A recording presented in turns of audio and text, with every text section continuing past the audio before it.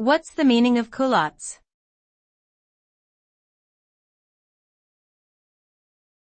Culottes.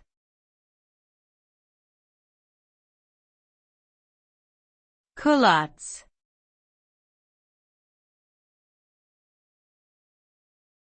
Culottes.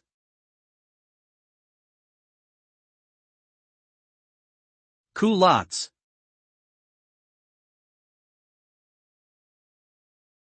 Culottes are a type of women's clothing that resemble a cross between shorts and a skirt. They are typically knee-length or longer and have a wide leg that gives the appearance of a skirt.